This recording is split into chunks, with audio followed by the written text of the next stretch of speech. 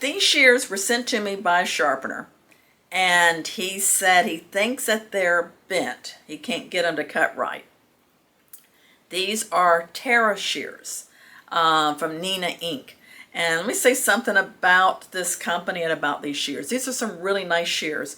It says on the back, Cobalt, Japan. If they really are Cobalt, which I trust this company, I would not attempt to bend them. This is one of the companies that we met early in our business. Tasking is the CEO or head of the company. In fact, right now we have plans for him to speak at our Sharpeners Jam, which will be in June of 2026. I don't know when you'll be watching this video, but he's also a sharpener, but he started out just selling shears. And we've been friends for, I can't even say how many years, almost since the beginning of us getting in this business. And he was at my daughter's wedding. You know, we've been knowing him that well and that long. I think this one's going to be pretty straightforward. One of the tricks I've learned, I don't know if I'll call it a tricks, but one of the truisms of the business in sharpening beauty shears or sharpening from hair salons, the better the shears, the easier they are to sharpen. A lot of people are just really afraid of sharpening expensive shears, and they rather stay with the dog grooming, cheaper dog grooming scissors or things like that. It's really, you're going to get more trouble with the cheaper shears. When they're good shears like this, you have a better chance of having them cut right. Now, with that being said, I'm seeing some things right off the bat. I don't know if the sharpener that sent these to me did these things or a previous sharpener before him, but I'm seeing what I would call a relaxed ride line. So let me explain that to you and show it to you. And these, by the way, are the Terra XO BK65 Cobalt shears. So this shiny line here is the ride line, and that should make a backwards J, but you see it coming up the back here? You can definitely see it on these black shears. So it tells me that that ride line, when it was put on, was a little relaxed. If not by this sharpener, by another sharpener. It may be the ride line was put on without taking them apart, without putting the pressure here. I'm hoping and thinking I can just do a normal sharpening on these and they'll be fine. I'm also, when I turn this back and forth to the light, I can see little sparkles. Let me zoom in here. Maybe you can see them with me, because this is important to be able to see this.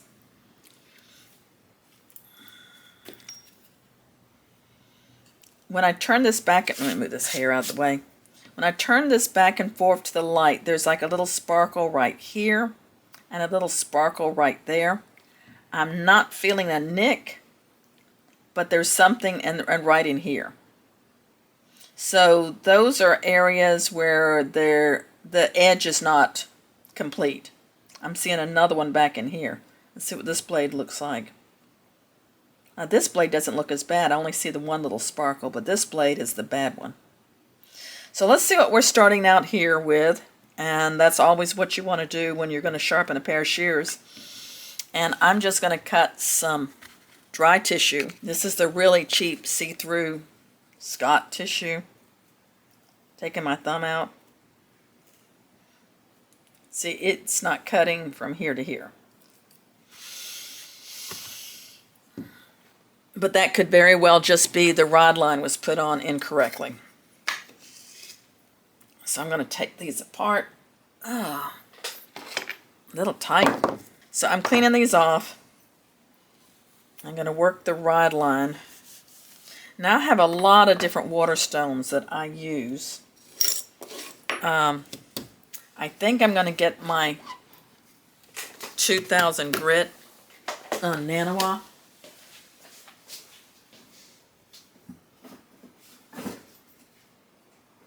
I can find it. Oh, Ricky had it. Let me see if he's got the Nagura stone over there.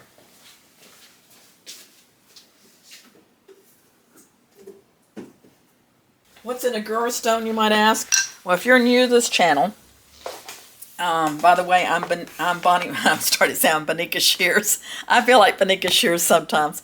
I am Bonnie McGowan. I started Bonika Shears. The Bonnie and Bonika is from my name. And I teach sharpening. I love to teach sharpening. I love to shoot these videos. I enjoy what I do.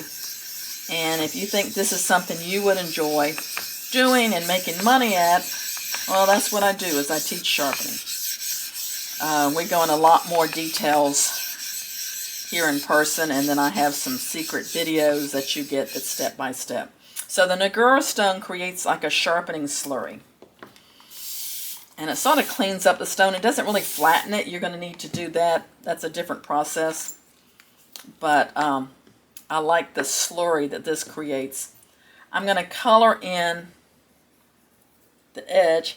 And I'm seeing black came off here. So whoever sharpened these didn't do a good job of just staying on the edge. And I'm going to assume the person that sent these to me is not the one that did the wrong rod line. These look kind of old because I'm seeing a lot of the black color kind of coming off a little bit. I'm going to color up the back. Normally I don't, but I want us to see whether the red color comes off the back when I'm doing the rod line. I can't add the color back onto it. I'm just sort of curious to see what happens.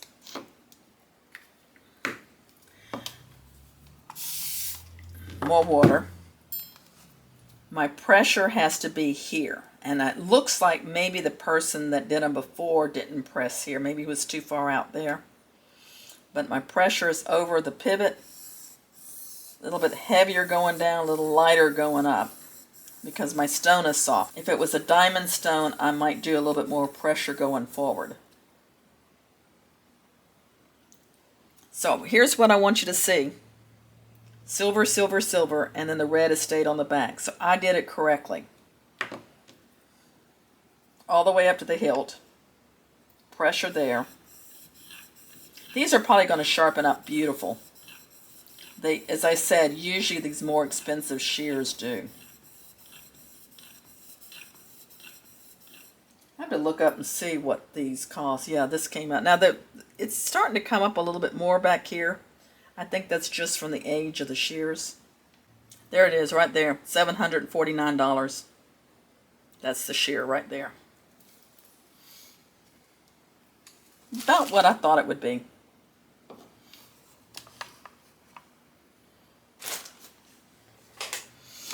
So I have a flat plate on here now.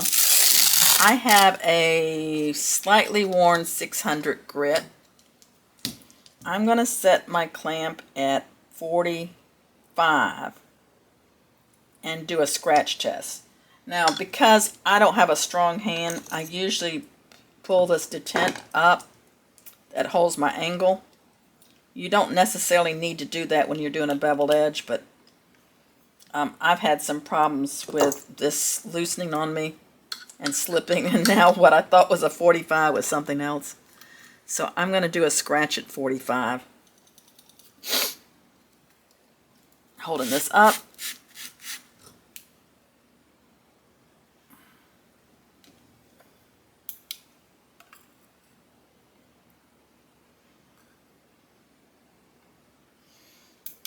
I think they tried to do it at 50 last time. I'm going to leave it at 45. Because it's scratching, like I'm not getting that full bevel. So I'm going fairly slow. And these very well could have been 50 when they were brand new.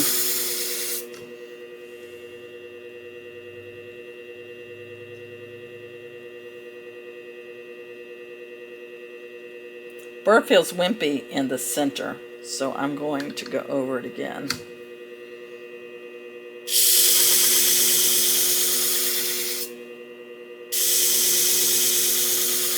And we did not check the alignment, but I had already decided I wasn't going to fix the alignment anyway, if that was the problem with them. So I'm feeling the burr all the way down. Now,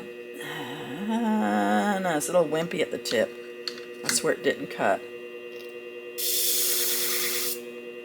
Now, if I'm pulling it halfway out, I'm making sure I'm not in here that it's the tip that's cutting. But I don't want to be lifting up and taking too much off of the tip. Now, they're likely to be slide cutting with these. So I'm going to go down to a finer grit.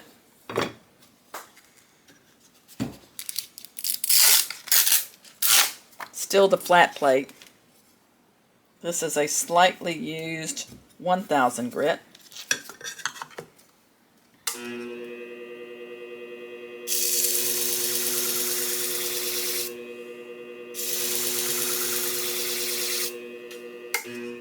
And I may want to go ahead and do a little polish. Normally I never do a polish on a beveled edge, but these are, you know, $700 shears, and the person may want to slide cut with them, so I want them really smooth. And I might have been better off hitting my micro adjuster. I tell you what we'll do is the other blade, I won't polish it. So let's go ahead and do the other blade. Sometimes it's good to just polish one blade. Put my polishing pad back up.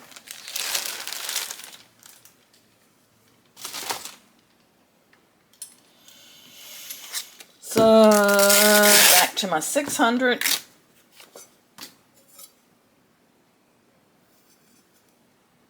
People say, well, what grit's your favorite grit? Which ones should I buy? And I'm like, oh, I don't know. It depends on the mood I'm in and the day, which one I use. I'm sorry, I can't be more help than that. I want to make sure that when I'm coming in here, I'm not up on, do you see where the black's been taken off right here? I don't want to be way up there. I want to start there. And if I have to, this is a trick that all of you can use, is just do a line with your marker right there, so you can tell exactly where you want to start on here.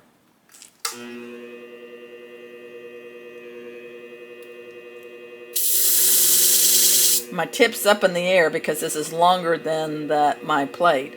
So my tip's up in the air, but I'm pulling it across. And I want to stop right about there. I don't take it all the way off the plate because it's too easy to mess up that tip.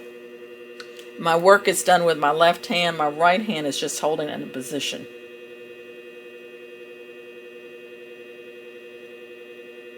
Let's see, I'm not getting a burr. I should be getting a burr if they did it at 50 last time.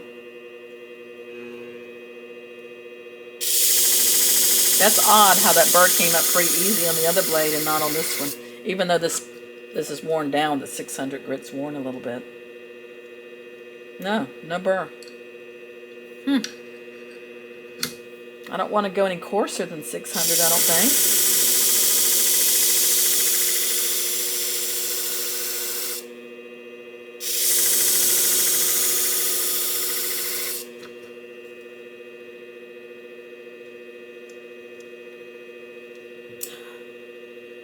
I'm at 45. I don't want to go lower than 45.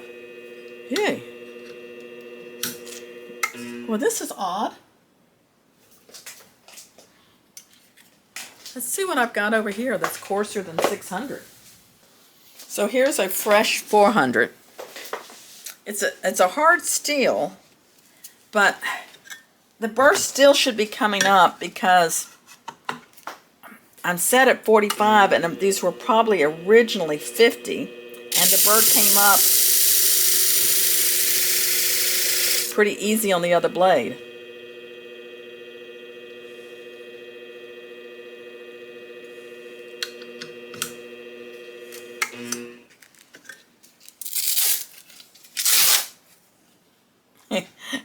Okay, so did you hear those bumpy things? Because I don't know where this plate came from. I need to throw that one in the trash. Sometimes when we stick the Velcro down, it ends up bumpy, and we don't give that to a customer. So then it ends up with my stuff.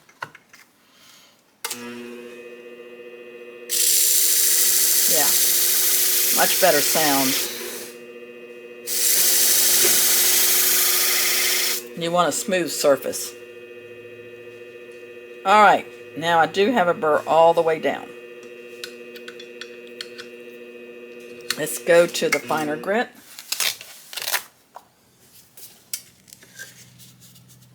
I guess that's 600. And I think I already said I wasn't going to polish this one, right?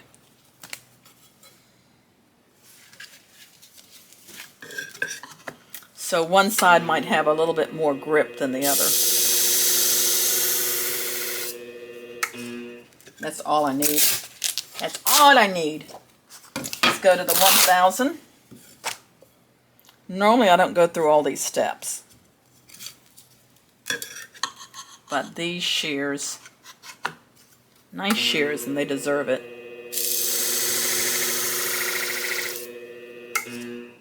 Okay. Now, I want to pull my, I didn't polish that one. I want to pull my burr off. I'm not reworking the Rideline. I just want to pop that burr off. Laying it here, pressure there. Yep, it's gone. Down below my debris line. It's gone.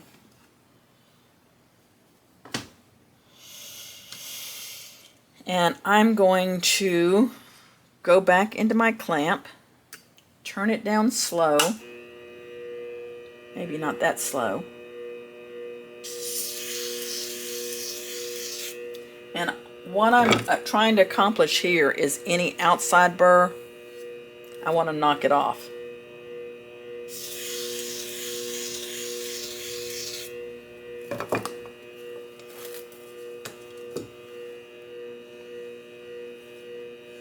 Feels smooth, a little rough there at the tip. And we can go over this with a nail buffer later if that's not smooth enough.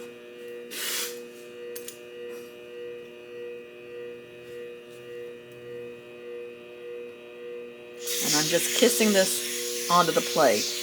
I'm not trying to recreate a new burr. Oh, that one feels smooth. And that was the one we polished, so it should feel smoother. So let's clean them up. Put them together, and let's hope this fixes the problem.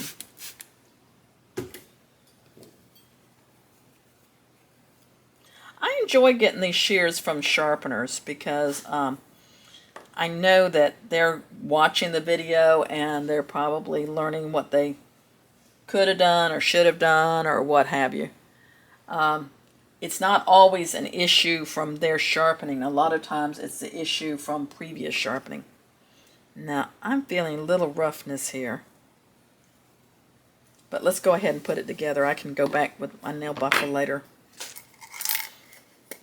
So let's put them together.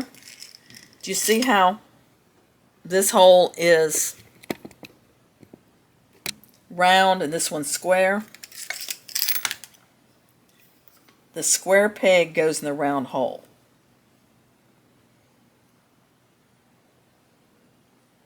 So square peg, round hole, goes here, put your finger underneath, then this blade,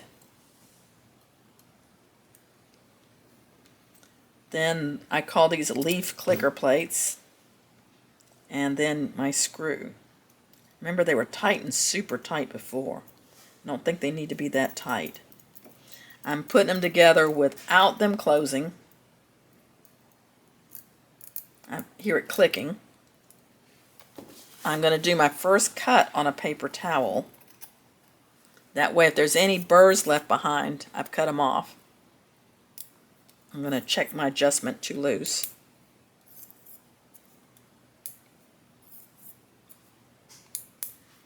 Might need an extra washer in there or something. I think I have them right. I want to wiggle it. Double checking the tip, making sure it comes together, that it crosses correctly. It does. Now before, remember, it wouldn't cut dry. Taking my thumb out, cuts all the way through dry.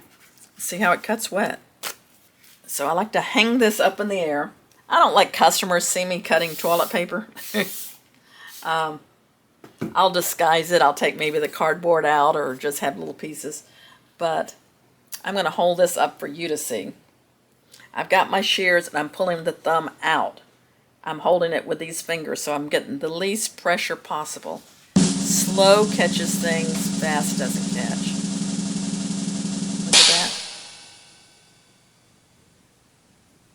So what does the tissue tell me? It tells me if all the nicks and the burrs are out. It doesn't tell me how sharp it is. What tells me how sharp it is what angle I put on this clamp. So these may have been 50 degrees to begin with. They're 45 now. But they feel really sharp, and I think they will slide cut and cut nice for the customer. You want to see them cut hair? Okay. Let's cut a little hair just to see what they do. Crisp. Crisp.